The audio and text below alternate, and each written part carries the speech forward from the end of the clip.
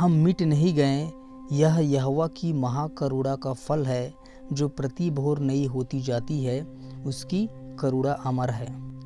इस नए वर्ष में 5 चीज़ें मैं आप लोगों को बताने जा रहा हूं, जिसे हम सभी को करने की आवश्यकता है, करना चाहिए एक मसीही व्यक्ति को, और जो कि बहुत ही महत्वपूर्ण है।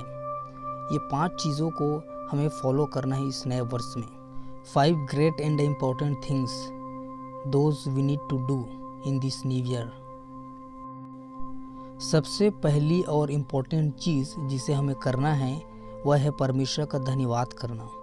जैसे कि भजन संहिता 103 में लिखा हुआ है कि हे मेरे मन, यहोवा को धन्य का और उसके किसी उपकारों को नहीं भूलना। हमें परमेश्वर को धन्य कहना है, उसके उपकारों और आशीषों को याद करते हुए हमें परमेश्वर का धन्यवाद करना है। ईश्वर हम सभी मसीहियों को इस न्यू ईयर में जब हम सेलिब्रेट करते हैं, हम प्रार्थना करते हैं, परमेश्वर का धन्यवाद करने की बहुत ही आवश्यकता है, जरूरी है।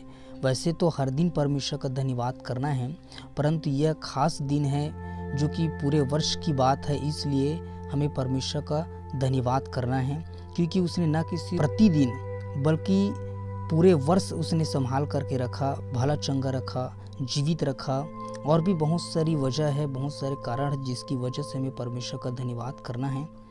परमेश्वर का धन्यवाद करना है उसकी सफलता के लिए, हमें परमेश्वर का धन्यवाद करना है उसकी सहायता के लिए, हमें परमेश्वर का धन्यवाद करना है उसकी सारी आशीषों के लिए जो उसने हमें बीते समय से लेकर अब तक दिया है।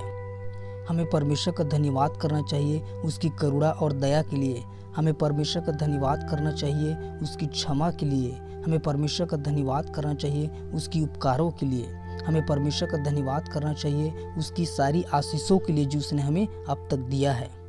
इन सारी बातों को आप स्मरण करें, याद करें, जो परमेश्वर ने आपके शारीरिक, मानसिक, आत्मिक, पारिवारिक, आर्थिक और जीवन के प्रत्येक क्षेत्र में जो उसने किया है, आशीष दिया है, उन सारी चीज़ों को स्मरण करके हमें परमेश्वर का धन्यवाद करना है। दूसरी इम्पोर्टेंट और मोस्ट इम्पोर्टेंट थिंग्स जिसे हमें करना है वह है अपने जीवन के कड़वे अनुभव से सीखना। जी हाँ, लेसन फ्रॉम योर लाइफ। इस पूरे वर्ष में अतीत से लेकर के वर्तमान समय तक निश्चय ही आपके जीवन में बहुत सारी घटनाएं घटी होंगी, कुछ सकारात्मक घटना, कुछ नकारात्मक घटनाएं, और अच्छी घटनाएं, बुरी घटनाएं, है ना। बहुत सारे कष्ट, दुख, तकलीफ आप निश्चय ही सहे होंगे, आपके जीवन में आए होंगे। इन सभी से हमको कुछ न कुछ हमें सीखना है जो कि हमारी लाइफ के लिए, हमारे फ्यूचर के लिए और हमारे लेसन के लिए होगा। जिस प्रकार से परमेश्वर इजरायलियों को कड़वे अनुभव दिया, और जैसा कि बाइबल बताती भी है और प्रत्येक मसीहियों का भी ये अनुभव रहा है, परमेश्वर प्रत्येक मसीहियों के जीवन में कड़वे अनुभव देता है और परीक्षाओं से, दुख, तकलीफ और संकटों से गुजारता है ताकि वो सीखे, वो समझे और परिपक्व बने। जैसे कि याकूब की पत्री उसके 1 अध्याय में भी लिखी हुई है कि जब तुम नाना प्रकार की परीक्षा में पड़ो तो इसे बड़े आनंद की बात समझो, क्योंकि तुम्हारे विश्वास के परखे जाने से धीरज उत्पन्न होता है। बाइबल इजरायलियों के विषय में बताती है कि उनकी घटनाएं हमारे लिए एक दृष्टांत है, एक घटना है, कहानी है जिससे हमें सीखना है, और उसी रीति से हमारे जीवन से भी हमें सीखना है जो बीता है, जो घटा है हमारे जीवन में। So we need to learn from our failure and testing and from all our problems. तीसरी इम्पोर्टेंट और मोस्ट इम्पोर्टेंट थिंग्स कि हमें अपना ध्यान भविष्य की ओर केंद्रित करना है। जी हाँ, हमें पास्ट से सीखना जरूर है, परंतु हमें पास्ट में जीना नहीं है, हमें फ्यूचर के लिए जीना है और अपना ध्यान पास्ट से फ्यूचर की ओर केंद्रित करना है, जिससे कि हम अपनी लाइफ में आगे बढ़ सकें, ताकि हम परमेश्वर की इच्छा और उसकी योजना को जान सके, समझ सकें। जैसे कि यिर्मयाह उसके 29:11 में लिखा हुआ है कि जो कल्पनाएं मैं तुम्हारे विषय में करता हूँ उन्हें मैं जानता हूँ, वे हानि के नहीं लाभ की होती है और अंत में तुम्हारी आशा पूरी करूँगा। हमें इस बात को जानना है कि परमेश्वर के पास हमारे लिए एक प्लान है, एक योजना है, उसकी कुछ इच्छाएं हैं हमारे जीवन में। अतः मसीही होने के नाते हमें उन चीज़ों को जानना है, महसूस करना है, समझना है और फ्यूचर पर दृष्टि करना है। चौथी इम्पोर्टेंट और मोस्ट इम्पोर्टेंट थिंग्स कि हमें अपने जीवन में बदलाव लाना है, परिवर्तन लाना है।